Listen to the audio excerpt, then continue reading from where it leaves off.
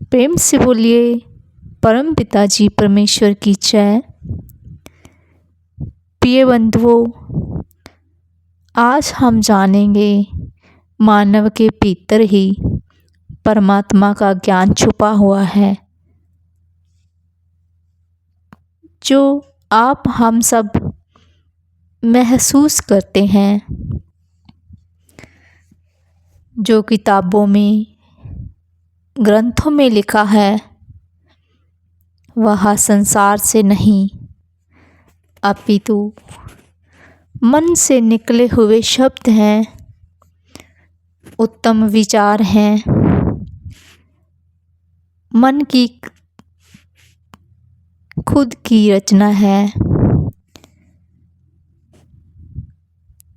संसार की शिक्षा या किताबों को ना पढ़कर स्वयं के अंदर की खोज द्वारा अंतर मन की दुनिया को देखना, अपने अंदर के संसार में जाकर गहरी डुबकी लगाएं और दिखाई देगा वह ज्ञान जो संसार से अलग होगा, हटकर होगा। आपका स्वयं का ज्ञान, आपकी खुद की रीडिंग,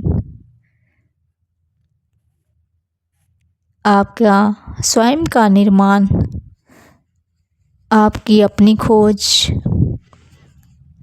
स्वयं की रचना, आपकी खुद की आवाज़,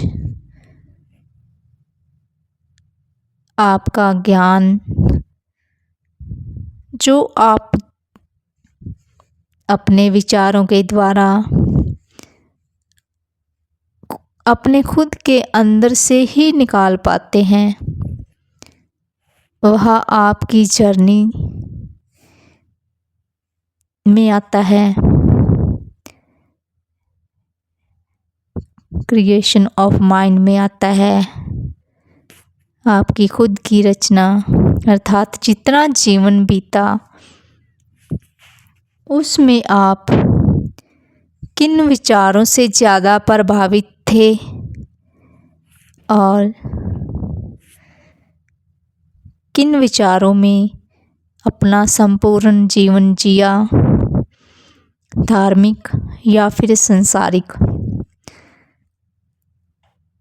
इन जीवन के द्वारा ही, ऐसे जीवन से ही पता चलता है जीते जी ही कि हम संसारिक थे या परमार्थिक थे।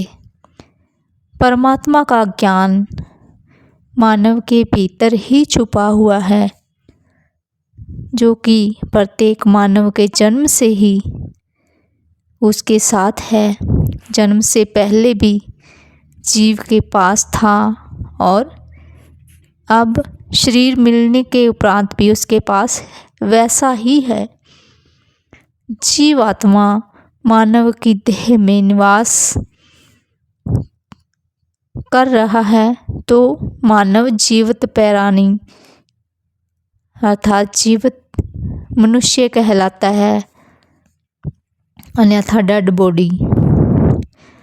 अब बात की जाए कि मानव के भीतर अगर परमात्मा का ज्ञान छुपा हुआ है तो उसकी पहचान, उसकी जानकारी हम कैसे करेंगे? उस छुपे हुए ज्ञान को कैसे जागृत किया जाए? ऐसी कौन सी विधि है, ऐसी कौन सी तकनीक है, ऐसे कौन से गुरु हैं जिससे हम मिलकर अपनी स्वयं की पहचान कर पाएँ और उसके बाद ही